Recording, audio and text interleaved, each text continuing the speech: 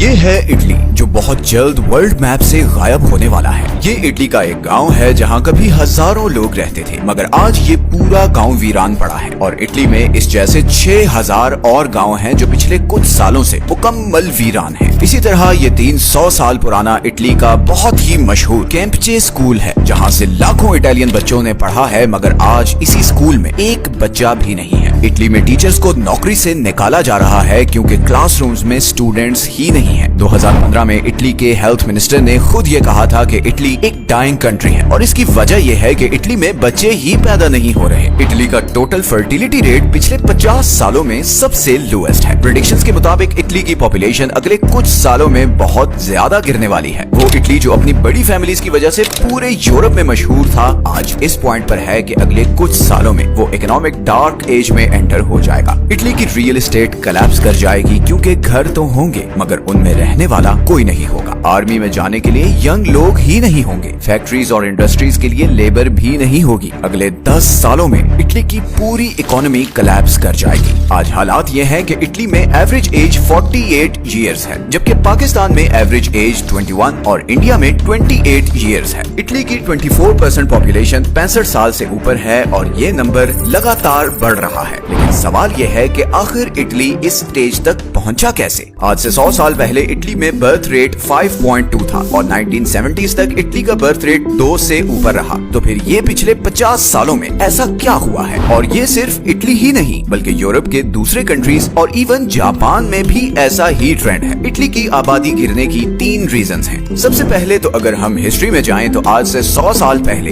Italy एक agricultural country था। ज्यादातर लोग किसान थे और खेती बाड़ी करते थे। जाहिर है कि एक किसान के लिए सबसे बड़ी चीज ये है कि उसके पास हाथ बटाने वाले हों। इसीलिए उस जमाने में इटालियंस ज्यादा बच्चे पैदा करते थे ताकि वो मिलकर काम कर सकें। तो जितने ज्यादा बच्चे होंगे उतने ज्यादा कमाने वाले होंगे। फिर इंडस्ट्रियलाइजेशन शुरू हुई, सैलरी सिस्टम आया। अब 2 बच्चे इतना कमा रहे थे जितना पहले 5 बच्चे कमाते थे। और फिर आखिर वर्ल्ड वॉर 2 के बाद जब इटली की रिकवरी हुई तो उसने सोशल वेलफेयर सिस्टम इंट्रोड्यूस करवाया। अब बच्चे पेरेंट्स की नहीं बल्कि स्टेट की रिस्पॉन्सिबिलिटी थे। उनकी एजुकेशन, हेल्थ सब कुछ स्टेट फंड करती थी। तो लोगों के पास अब ज्यादा बच्चे पैदा करने का कोई इंसेंटिव नहीं रह गया था। इसीलिए 1950s के बाद से इटली में बर्थ रेट गिरता गया और ये ऐसा ट्रेंड है जो सिर्फ इटली ही नहीं बल्कि पूरी दुनिया में देखने को मिला है। सिवाय अफ्रीका के पूरी दुनिया में 1980s के बाद से फर्टिलिटी रेट गिरता जा रहा है। अब अगर हम स्पेसिफिकली इटली की बात करें तो गवर्नमेंट की कुछ पॉलिसीज भी ऐसी हैं कि यंग लोग बच्चा पैदा करने से कतराते हैं। अब जैसे इटली में एक कॉन्सेप्ट है ब्लैंक रेजिग्नेशन, जो हर औरत को जॉब से पहले साइन करना होता है। ब्लैंक रेजिग्नेशन का मतलब ये है कि जैसे ही कोई भी फीमेल वर्कर प्रेग्नेंट होगी वो कंपनी किसी भी नोटिस या रीजन के बगैर उसे फायर कर सकती है। अब एक ऐसा कंट्री जहाँ की 41% औरतें जॉब करती हों, वहाँ पर जब ऐसी पॉलिसी होगी तो कौन औरत बच्चा पैदा करेगी?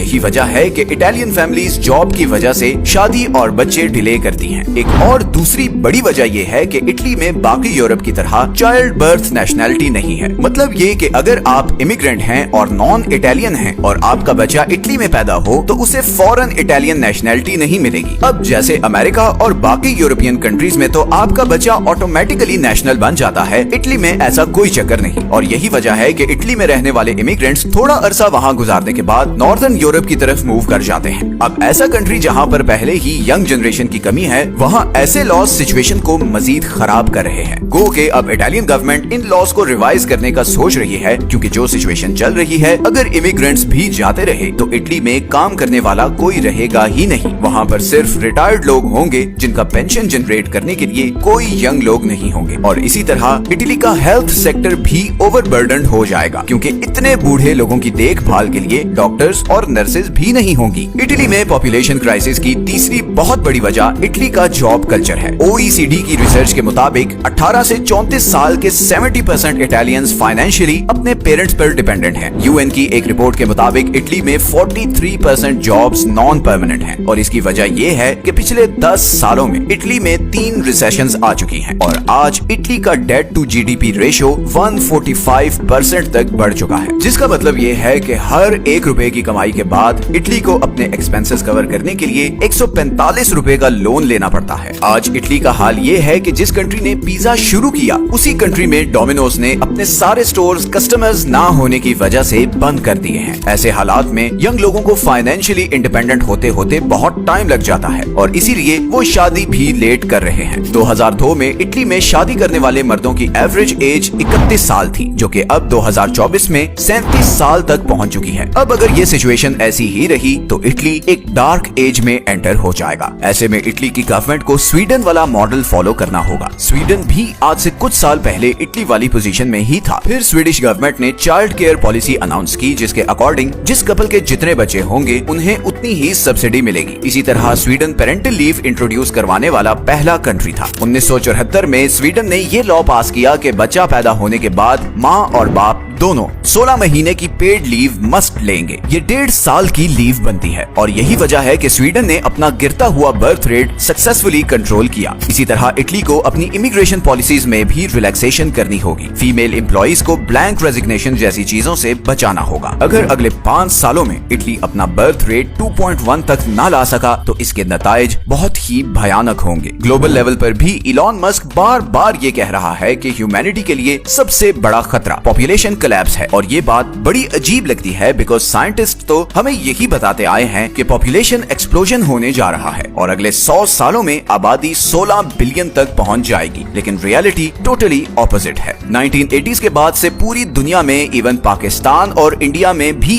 बर्थ रेट गिर रहा है। 1990 में पाकिस्तान में बर्थ रेट 6.3 था, जो आज 3.4 पर आ चुका है। तो वर्ल्ड पॉपुलेशन अगले 20 सालों में पीक करने वाली है और फिर 2050 के बाद सारी प्रेडिक्शंस के बिल्कुल ऑपोजिट वर्ल्ड पॉपुलेशन गिरना शुरू हो जाएगी। Japan, Italy, America, UK, France, Germany और दूसरे वेस्टर्न कंट्रीज सबसे ज्यादा इस पॉपुलेशन कोलैप्स का शिकार होने वाले हैं। इस पॉपुलेशन कोलैप्स का वर्ल्ड इकोनॉमी और एनवायरनमेंट पर क्या इफेक्ट होगा, ये बहुत डिबेटेबल टॉपिक है। आप लोगों को क्या लगता है कि पॉपुलेशन कोलैप्स अच्छी चीज है कि बुरी? नीचे कमेंट्स में अपनी ओपिनियन जरूर दें। ये हैं वो सारे सोर्सेज जहां से हमने इस वीडियो के लिए कंसल्ट किया है। मिलते हैं नेक्स्ट वीडियो में एक और इंटरेस्टिंग टॉपिक के साथ। अपना ख्याल रखें। अल्लाह हाफिज।